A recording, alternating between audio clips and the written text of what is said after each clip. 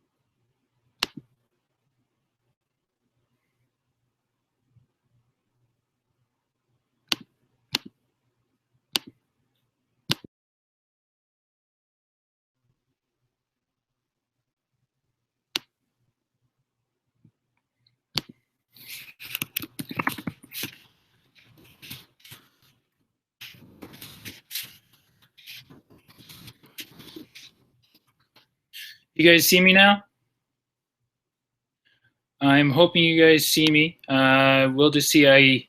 I'm following along on your guys' messages here, so hopefully we can see. I've tried to go through all the links and possibilities and see if this works. I notice that I'm down to 4 viewers, so it looks like there's a few of you here. If you are here, you can chat with me along the side. Oh, I think I have 6 viewers, so I think it's going back up.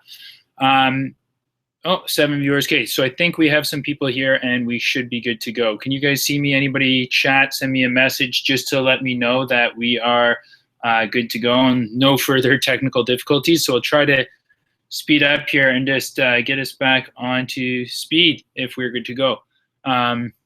If not, you don't want to go ahead and say anything, that's okay. We will just get started because it looks like I have 8 viewers. So I think...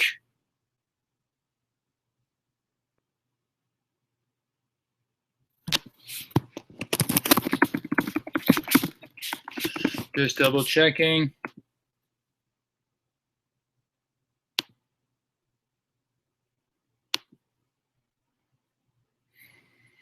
So it looks like we should be okay. Can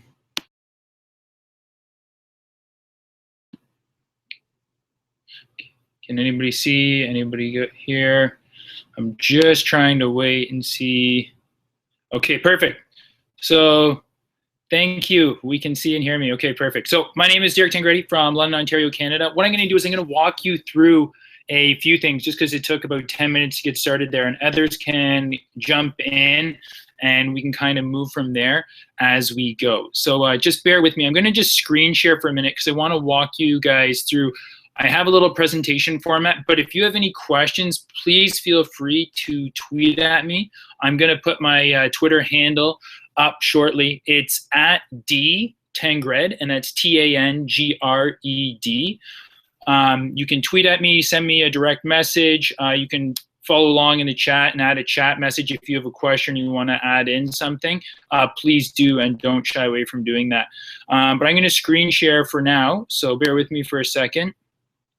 And let's do the entire screen and see. Okay.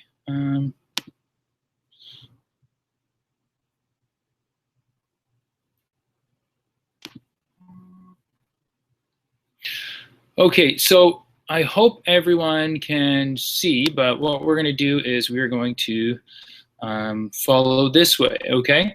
So making in the classroom, I'm just going to check something just to make sure. Are we still okay here? Present to screen, sharing to everyone. Are we still okay? Let's see.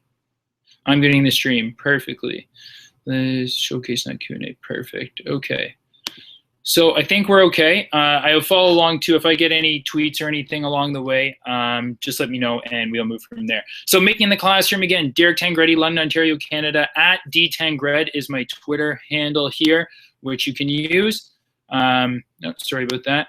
And here is a separate hashtag for the chat. It's hashtag ECG 2016 making. So let's just move along, switch because we were a little behind. So hello, I'm Derek Tangretti. Let's make together. So originally I was going to have us utilize this resource here for collaboration and just kind of pick our brains a little bit, or each other's brains rather. If you haven't used this tool, it really is cool for brainstorming. I actually spelt my name wrong here, which is great.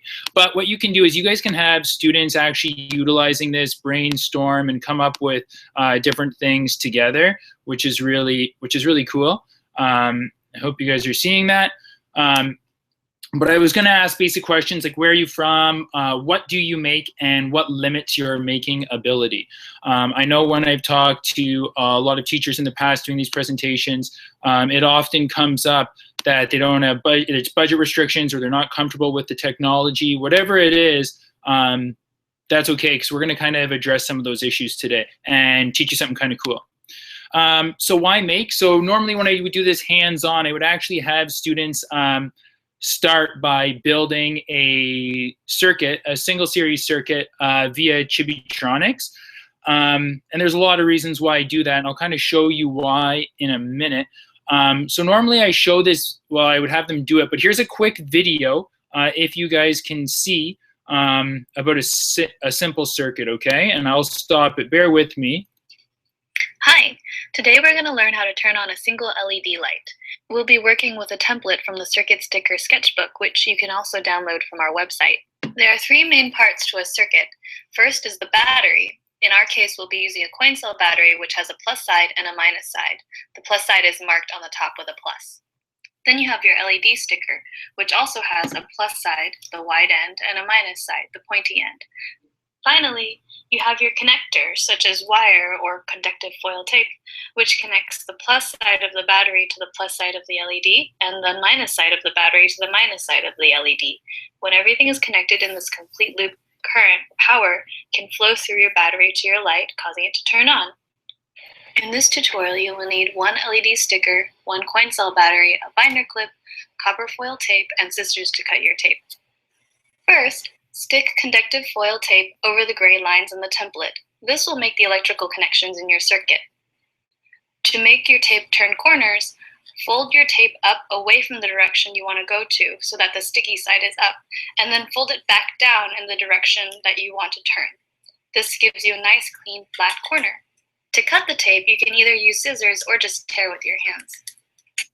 Fill in the rest of the circuit with conductive foil tape, and remember to use one continuous strip for each gray line, because when you tape separate conductive foils together, the connection is not as strong. And also remember to watch your fingers, as the tape can be sharp.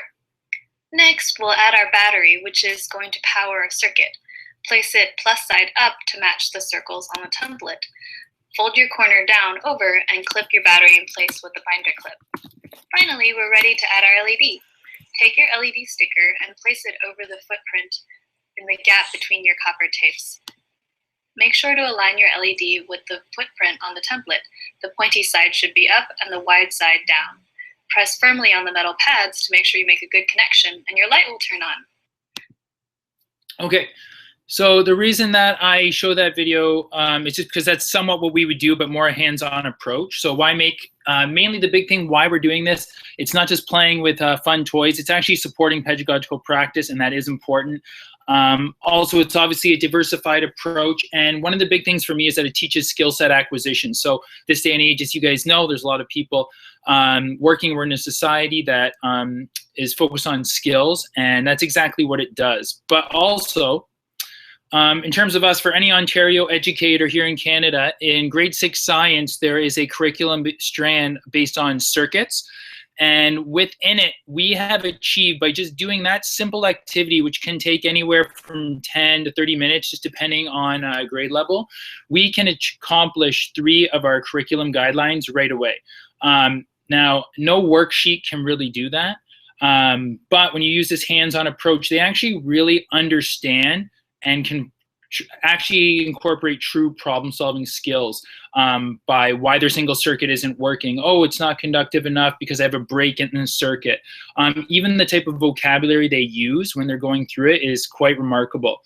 So that's why we actually make, or at least I do. So normally I'd have us brainstorm ideas, but I want to keep going because I just don't want to slow down just because of the little slow start. Plus, I think you guys want to get some skill things, something you can take back to your school with you. So one of the big things with the makerspace is there's tons of different things that you can do with it. It's mainly a creative space where people gather to create things. But the one key element that is often left out, what I notice, is that it's a place where people come together, usually students, and they're using technology ordinarily not available to them. And that's why I included this in the green text here, because it's not just enough to simply have cardboard and say, go make something. There actually is procedure there. And there's a lot of benefits of using this technology that otherwise they wouldn't get to use, especially in schools with lower socioeconomic status. Seymour Papert is where this all derived from. So he was trying to transfer more agency to the learner. So he's one of my small heroes. And I put this little infographic here that you guys have probably seen before. I know it's really hard to see for you guys, but it says for a fair selection, everybody has to take the same test. Please climb that tree. And if we evaluate our students this way, it's going to set them up for failure, obviously. And that's why we make in the classroom, for me at least, is because we have so many different types of learners that are available, kinesthetic, auditory, you name it. And if we teach it all to a certain type of test, it's not fair to them, and we don't get to harness the skill sets that they do have. And since I've changed that, I've actually come across a real revelation. It made me feel kind of like this. My mind was blown. Jimmy Fallon illustrating it best right there. But let's move along. Okay, so here is the bread and butter, what I wanted to get to today. So I want to make with you guys. So I said, let's get interactive. And the reason is because we are going to make interactive posters or bulletin boards that you can take back and put in your school, your classroom, board office, wherever you're coming from, you can utilize these. So here's really what you're going to need. And I do have some videos built in, so I will play them. And if anybody wants this presentation, please message me on Twitter at D10Gred, and I can link it to you. I will share it out as well after this presentation. But if there's anything else you need, please just ask, and I don't mind sharing. So you will need a makey. If you're not familiar with what a makey is, it's this object right here. It plugs in just based off a USB, and there's some alligator clips. It's essentially an interactive controller. So it basically brings your keypad out into this controller, and you can attach it to anything with some type of conduction property. You're also going to need Scratch, which is an open source platform for block-based coding program that kids can use from a very young age. And then I have a picture of a Chromebook here, but you can use really any device. It works on any type of computer, so you can use that.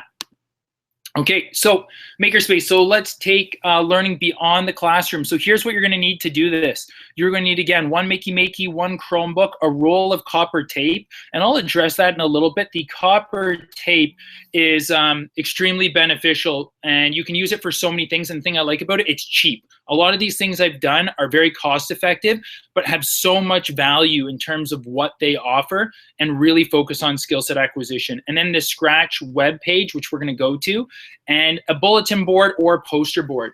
One thing I want to mention about the poster board is if you're using like Bristol board like I've done, don't do the mistake I've noticed. I've noticed that the poster board can be really thick, and the thicker it is means you need more thick copper tape. And it can have a couple issues, but it will always work. There's always a solution around it. And if you try it yourself and have an issue, please message me and I will try to help you get through it.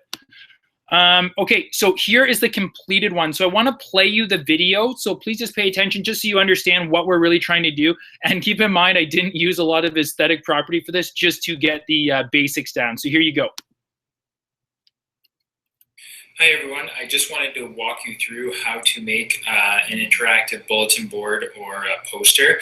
So I have a finished one here. I just want to point your attention to a couple of things, and I will have attached photos as well. So here's the materials that you'll need. You will need a piece of either Bristol board, some type of construction paper, or just your normal bulletin board.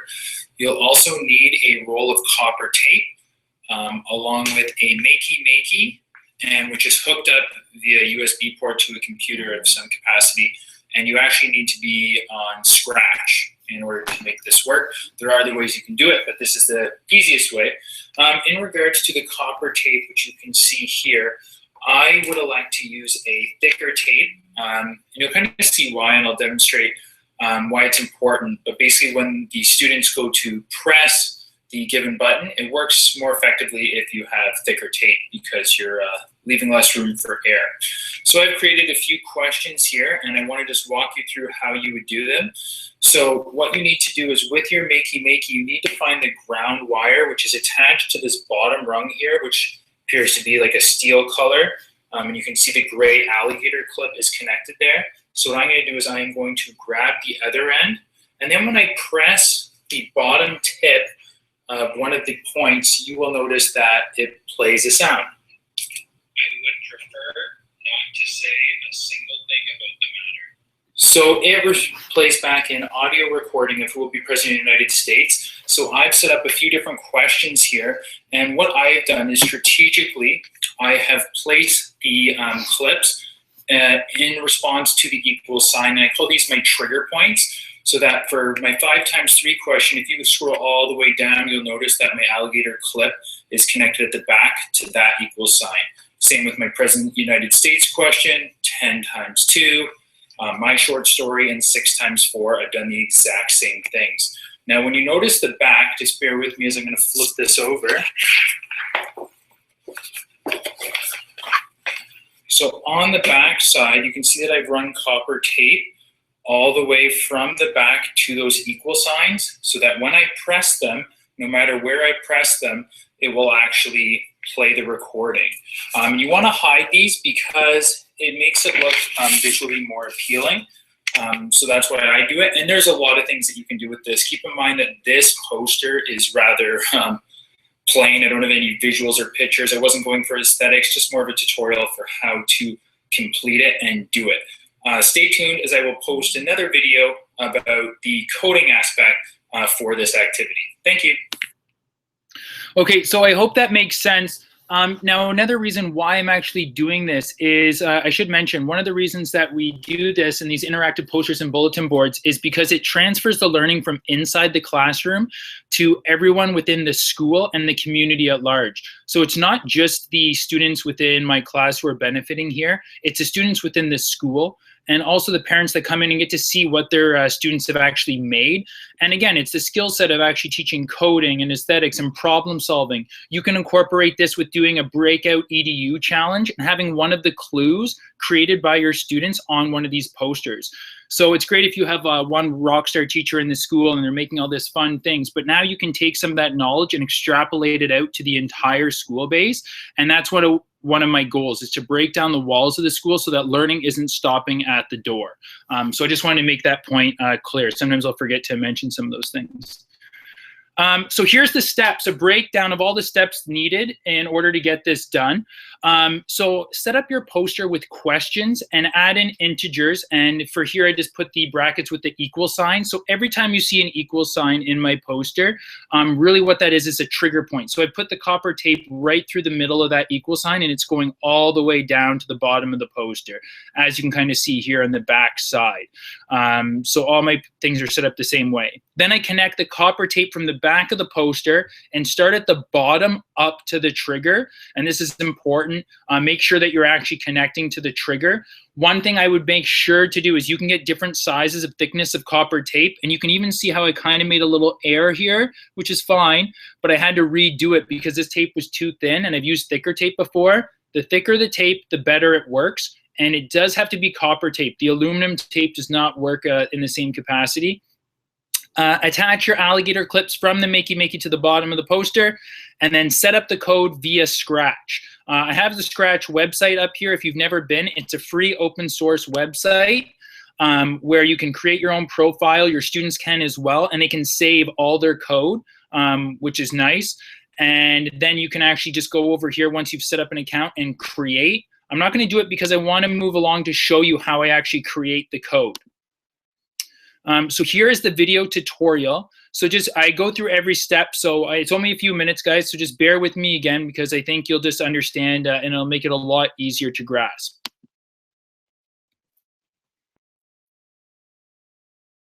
Hey everybody, this is Derek Tingretti again for part 2 in my video tutorial for creating interactive posters and bulletin boards. So in this part 2 of the video, I am going to go over the specific code and how to create it using Scratch. So what you need to know is that you need to go to Scratch, which is a open source website, which is great, at this web address here, scratch.mit.edu. It is free, totally open source, and you can actually create an account and save your work in here. So if you ever want to refer back to it or alter it, you can do so. So all we're really going to do is we're going to go into the upper left-hand corner and select Create. Now you may want to create a profile so you can save it, which you can do, but for right now, I'm just going to go over and create. So when I click on it, it automatically populates into my blank coding screen. Now, basically, you have all your script functions laid out here, and you can see as I change them that they do various things and operations. There's different costumes, sounds, etc. But I'm just going to go over what we need to make the interactive bulletin board. So what I want to do is I'm going to select the Events tab. And what I want you to do is when you do this is move over the when space key is pressed. And you can change this function to basically anything within your keyboard. And I'm going to get to that in a second. So what I'm going to do now is I'm going to select something else. So I am going to go over to my sound in the script menu, click on sound.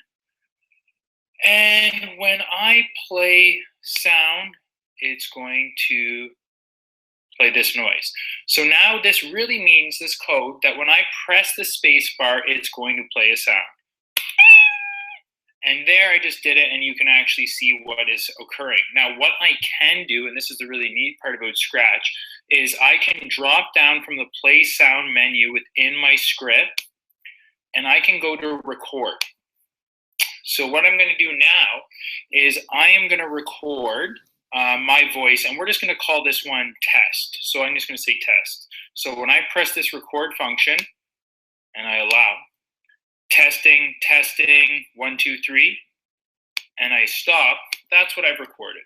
So in my box, just so I can make it easier for me, and I really suggest doing this, is select test, hit enter, and now you can see that these different sounds recordings, we have the meow at 1 and test at 2. So when I go back to my script page, it's saving changes.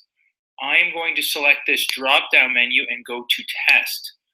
So now when I press the space bar, testing, 1, 2, 3.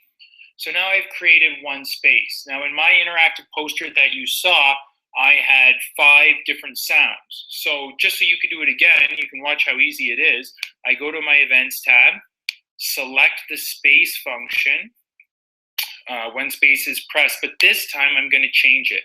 Because the Makey has a certain amount of arrows, I utilize those. So I'm going to use the up arrow function this time, go back to my sound, play sound test, drag that over, and again, I'm going to go to my drop-down menu and hit the record function. And this time, let's just try and say something else. Hey, this is test number 2. So I'm going to entitle this test 2. And now I've saved it, and you can see the third recording here is set as saved test 2. I'm going to go back to my scripts, and I'm going to change my drop-down menu from test to test 2. So now when I hit the up arrow on my keyboard, hey, this is test number 2. It plays test number 2.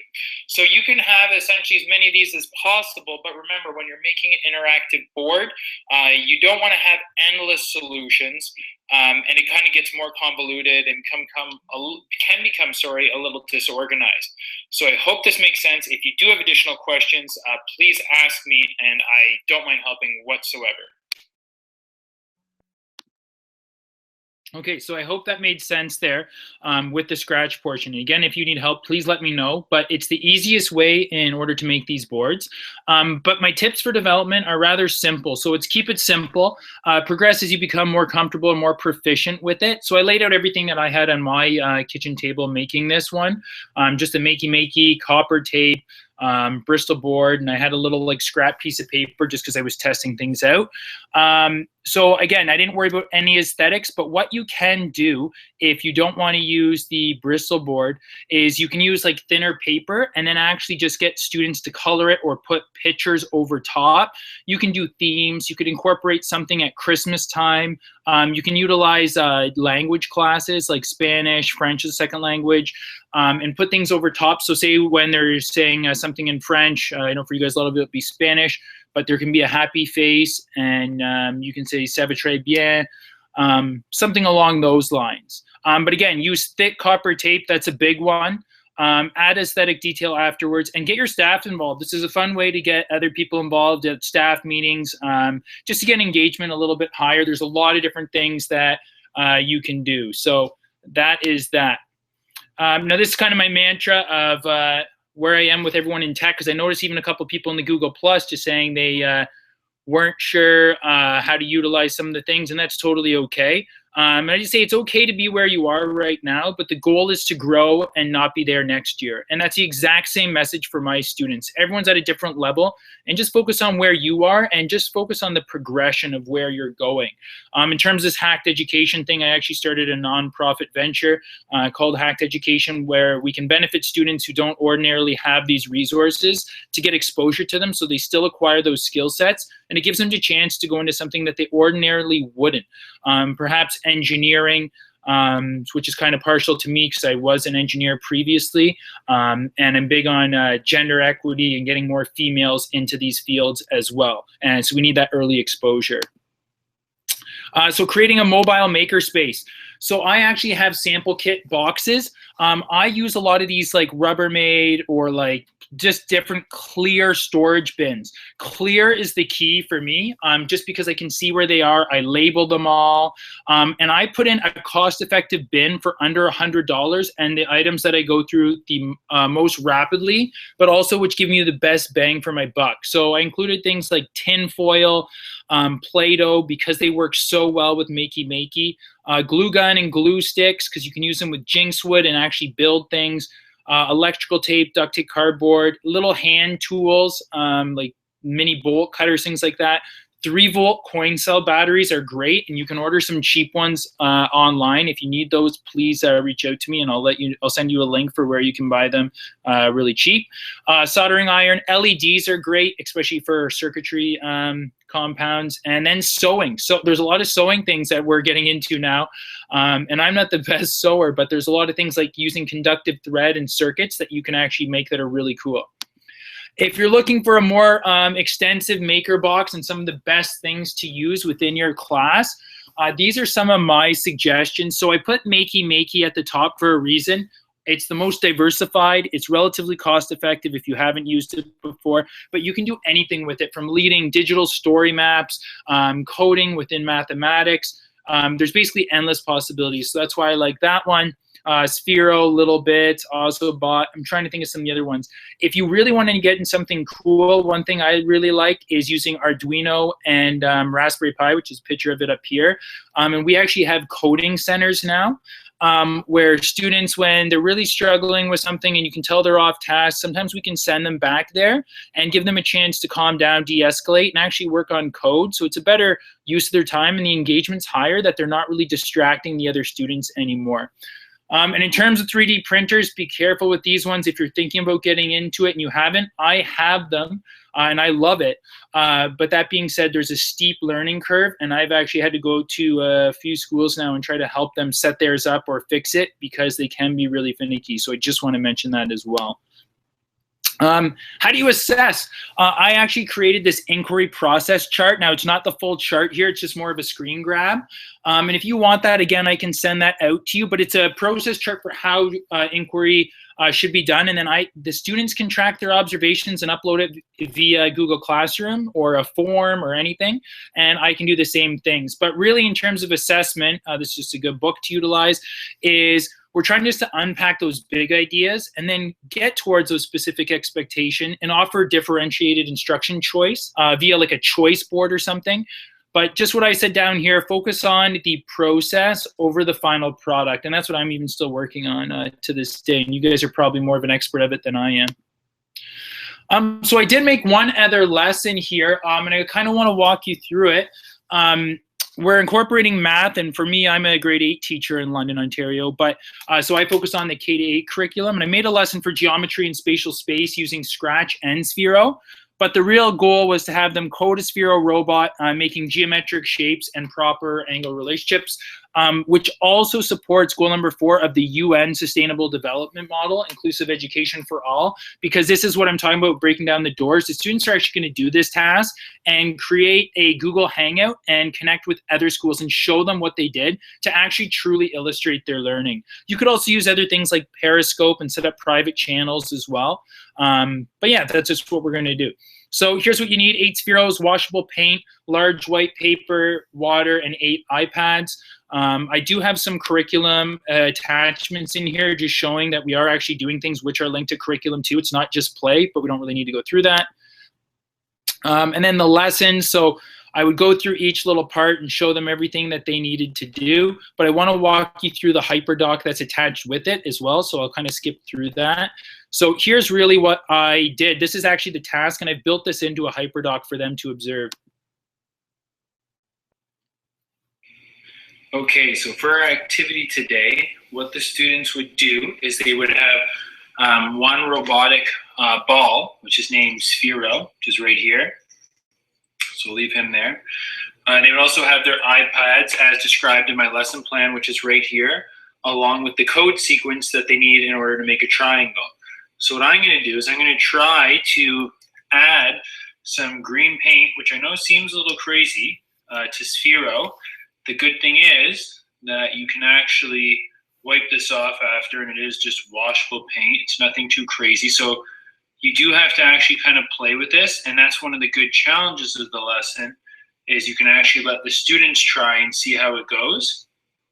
And if they make an error, they can see how can they perfect this and change the angle or velocity, anything they need to do in order to make it a more successful experience. So what I'm going to do is I'm going to try to see if I'm lined up correctly here. Looks like I am. So what I'm going to do is I'm going to try to run the program, and we'll see how messy this gets.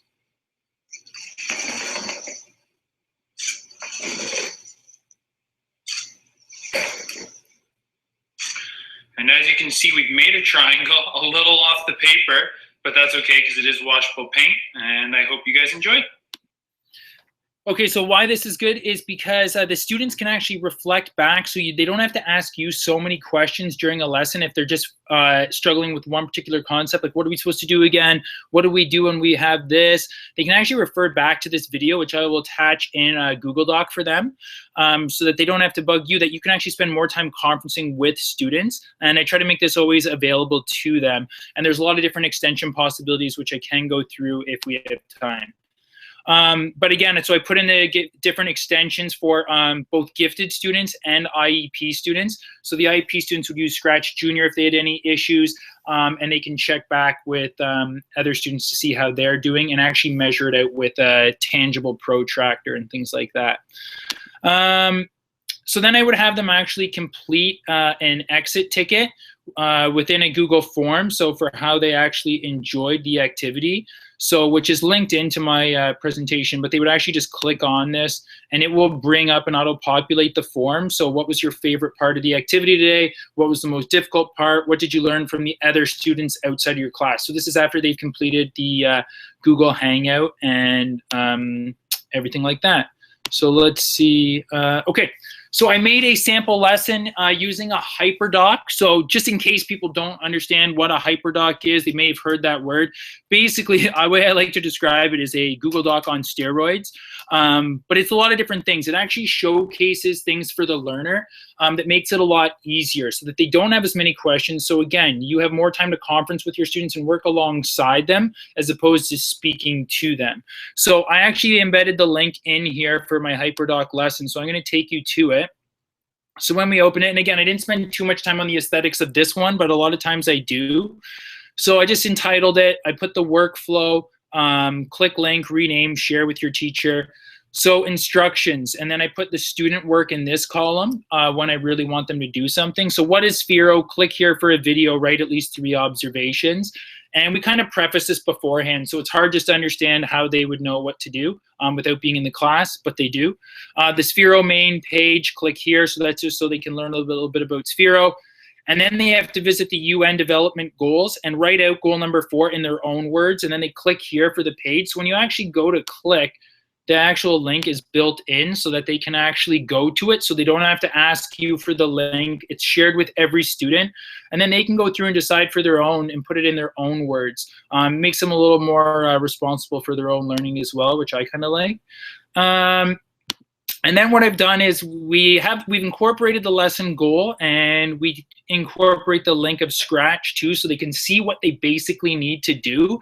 So there's actual tangible picture there, like, oh, this is what I need to do, and they can always refer back to that. Now this one, modification. So if anyone's really struggling and they're like, you know what, some of my kids in class don't know how to code. Now mine do, so I know that they can do this activity. But if they don't, you can actually use these Scratch blocks, which I've linked here as well.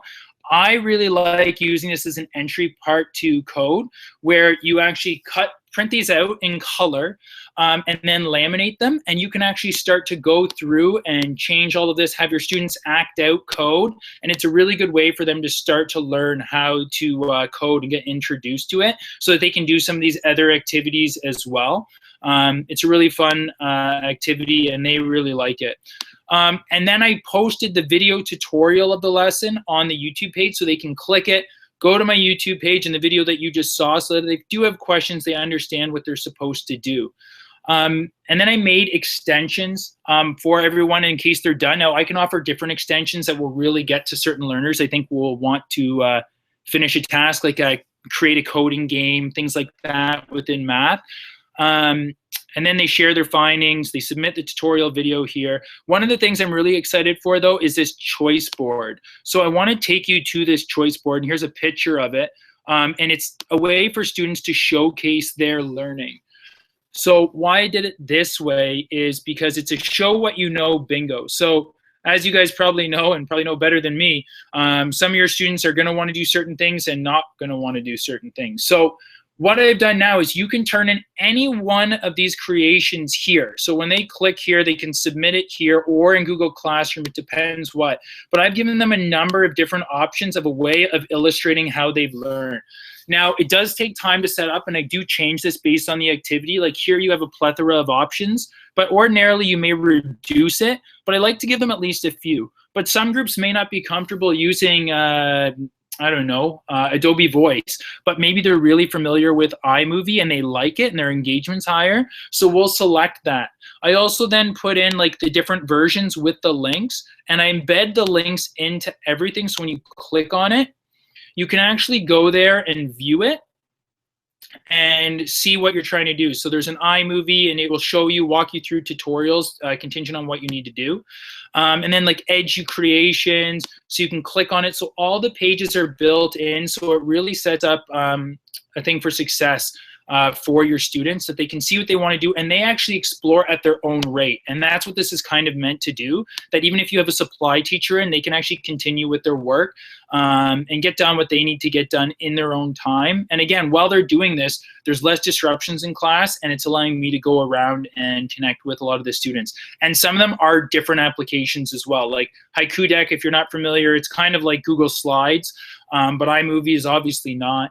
All of these are there's a couple similarities, but some are different, and you want to have that a little bit of different choice so that students can benefit based on their skill set. now let's see what we have. And then, yeah, and then they would complete the form. So I'll close that, and they would attach that form that I already showed you as their exit ticket. I'm going to close that down. And that's what we would do for that. So that's pretty much it for this session for me. So I put a little couple different things here for a reason. Pocket Lab and Nearpod. I do have these devices, and I'll stop screen sharing in just a second, but I'm doing another session at 4 Central Time, 5 for me. And if you want to learn more about virtual reality platform Nearpod and how to use it in the class, as well as Pocket Lab, which is a really cool, small, basically everything tool. I don't even know how to just describe it quickly. I'm really excited about it. It works great science, math, and maker clubs. Then please come and join that as well. And I'll be doing another Google Hangout. If you do have any questions here, let me stop screen sharing for a second. Please reach out to me, though, on Twitter. And on Twitter, DM me, send a tweet at me. I'll share the links if you want with this, or if you have additional questions, please don't hesitate, and we can connect at any time, because I would really like to do that. So I'm going to stop screen sharing and see if I have anything else here. If there is questions within the chat, please let me know, and we'll see how it goes. So I'm going to see if there's anything here that I missed.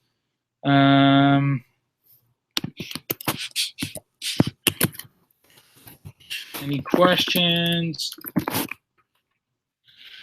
So yeah, if you do have any questions, again, please let me know. So here's a picture of, well, here's Pocket Lab. For those of you who haven't seen, this is what it looks like.